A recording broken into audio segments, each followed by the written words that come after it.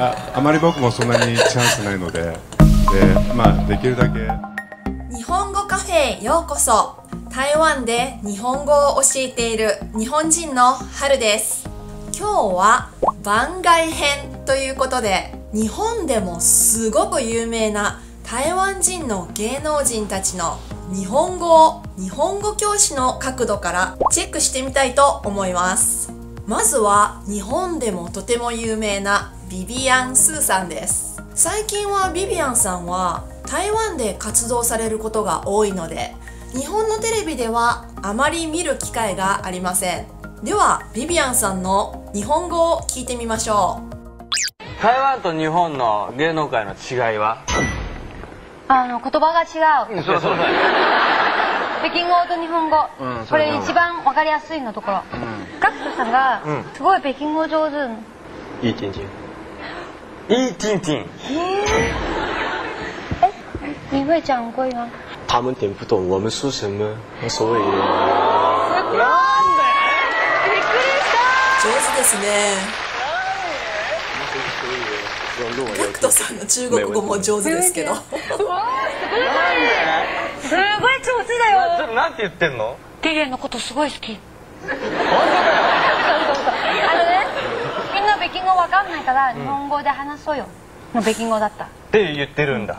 おー。なんか勉強したの？友達が台湾の子が多いんだよね。かなりお上手ですね。はい、ビビアンさん、訛りもあまり強くないです。とても流暢ですね。ただ一つここのところですね。言葉が違う。そうそう。北京語と日本語、これ一番わかりやすいのところ。ここですね。もう一度聞いてみましょう。これ一番わかりやすいのところ。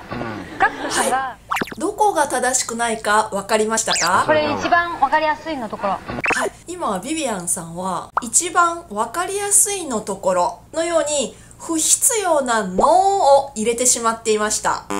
ですから訛りはあまりなくても、この「の」を聞くとすぐに外国人だなと分かってしまいます。でもそれ以外は本当にお上手です。あともう一つここの部分ですね。みんな北京語わかんないから日本語で話そうよの北京語だった。はい、ここでみんな北京語わかんないから日本語で話そうよとおっしゃっていましたが、もう少しこの話そうのところは伸ばした方がいいですね。ただこれはそんなに大きな問題ではありません。かえってこのビビアンさんの独特の話し方が彼女の可愛らしさをさらに引き立てていると思います。この可愛らしいっていう言葉と可愛いという言葉の違いを知っていますか？可愛いも可愛らしいもほとんど同じ意味なんですが、可愛い女の子と言ったら普通は外見のことを指していますね。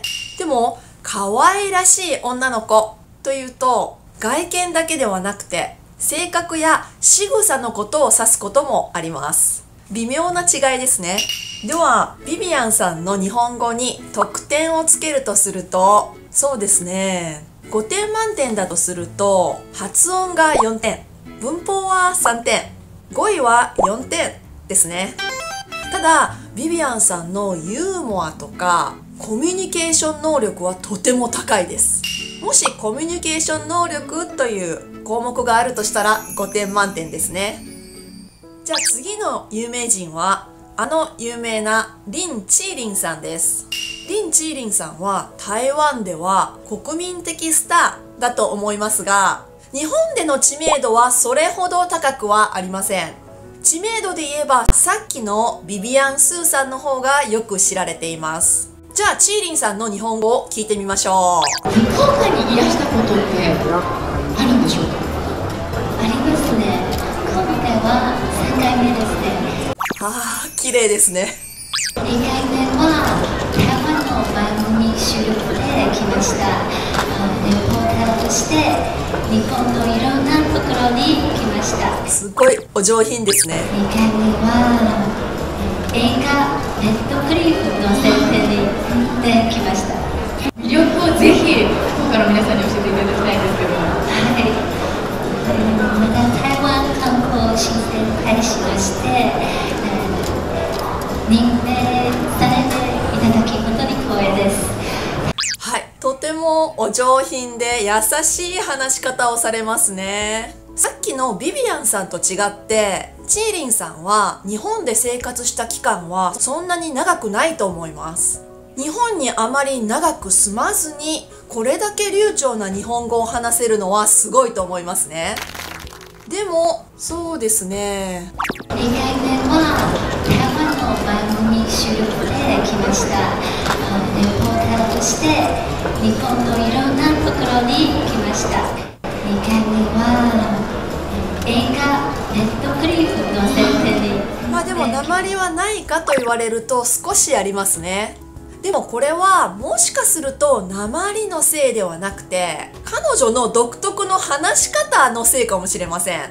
例えばここの部分ですね。2回目は台湾の番組収録で来ました。レポーターとして日本のいろんなところに来ました。2回目はここですね。1回目はとかレポーターとしてとか2回目はこんな感じですごく優しい話し方をされていますね。でも確かリン・チーリンさんは中国語でもこのような話し方をされていたような気がします。こうゆっくりした優しい話し方ですね。ですから多分これは彼女のスタイルなんだと思います。個人的にはもう少し大きい声で話してくれた方が聞き取りやすいんですが、ちょっと上品すぎてあまり声が聞こえないですね。でもとてもお上手です。でもここのところですね、一つだけ文法の間違いがあります。わかりますか？ちょっとここ聞いてください。また台湾観光親善大使として任命されていただき本当に光栄です。ここなんですけれども、台湾観光親善大使として任命されていただき本当に光栄ですと言っていますが、どこが間違っていると思いますか？もし受け身系のされるっていう言葉を使いたいなら、任命されて本当に光栄です、こんな風に言わなければなりません。でももしいただくというこの謙譲語を使いたい場合はどうなりますか？そうですね、任命していただき本当に光栄です、このように言わなければなりません。もしさっきのチーリンさんのように任命されていただき本当に光栄です、こんな風に言ってしまうとチーリンさんではなくて誰か別の人が観光大使として任命されたということになってしまいます。そしてそのことをチーリンさんが喜んでいる、光栄に思っているっていう意味になってしまうんですね。でもこの受け身系とか授受動詞、つまりいただくとかくださる、こういう部分は上級者でも本当によく間違えます。リン・チーリンさんの場合は日本で過ごした期間が本当に限られていると思いますので、これだけ綺麗な日本語が話せるというのは本当にすごいことだと思います。もちろん事前に何か原稿を用意している可能性はありますので、これが本当の実力かどうかはちょっと分かりませんが、今のインタビューを聞いた限りでは発音は4点、文法はそうですね 3.5 点ですね。そして語彙はとても良くて 4.5 点にしましょう。もし上品さという項目があったらもちろん5点満点です。じゃあ次の芸能人は日本だけではなくて欧米や他の地域でも結構有名な金城武さんです。よく金城武という名前を聞いて金城武という名前ですね。名字が金さんだと思っている人が多いんです。でも皆さん、彼の名字は金ではなくて金城ですよ。金城武ではなくて金城武なんですね。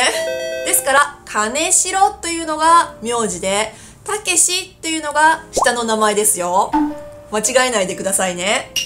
ウィキペディアによると、金城さんはお父さんが日本人で、お母さんが台湾人だそうですね。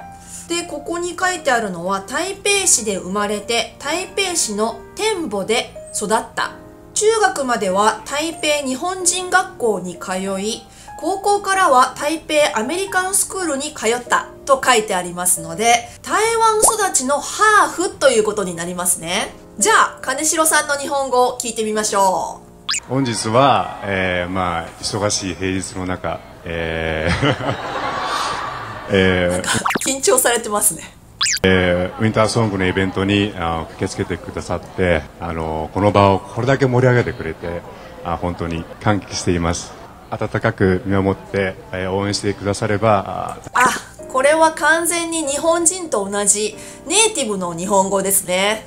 ですから彼の日本語を私が評価することはできません。ただですね、よく聞くと、例えばここの部分ですね。この場をこれだけ盛り上げてくれて、本当に感激しています。温かく見守って、応援してくだされば、大変感激しちゃいますので、よろしくお願いします。はい。例えばここの部分で、感激っていう言葉を2回も使っていますね。日本語の中では、和語と漢語っていうのがあるんですけれども、感激っていうのは漢語になりますね。で、彼の場合は嬉しいとかそういう他の和語を使わずに感激っていう言葉を2回使っていますね。あともう一つここの部分ですね。思いますけれども、はい、今日はいかがでしょうか。もう僕手触れちゃってるんですよ。あまり僕もそんなにチャンスないので。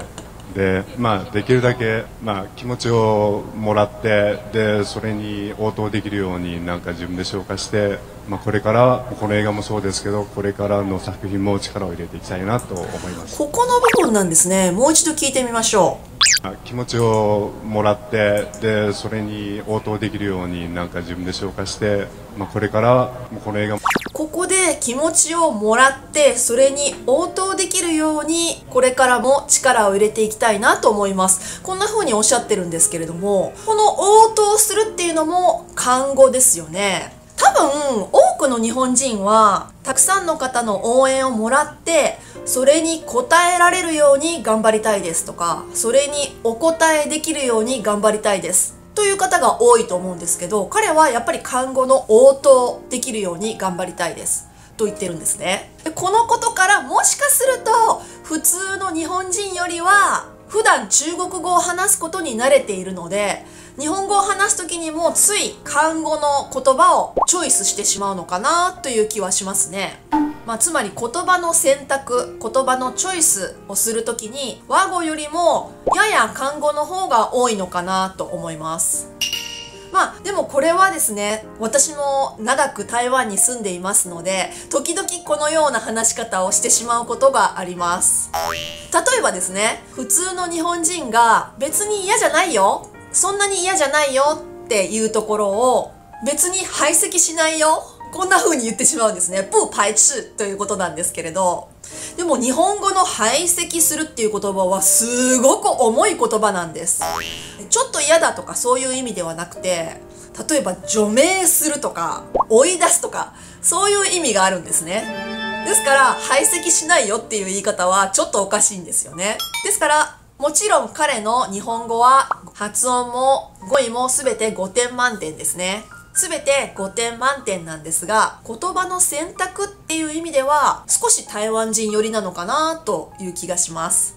もしイケメン度という項目があればもちろん5点満点です。はい。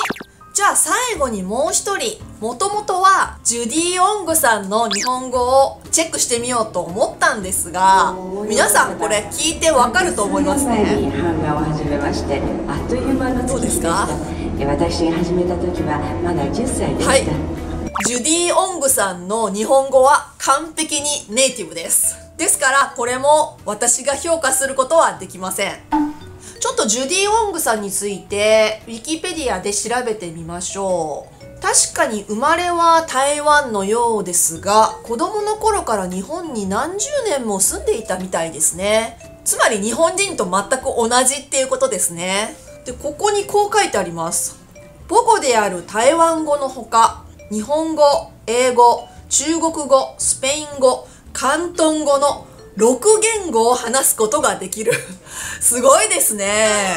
いつかジュディさんに私もインタビューしてみたいです。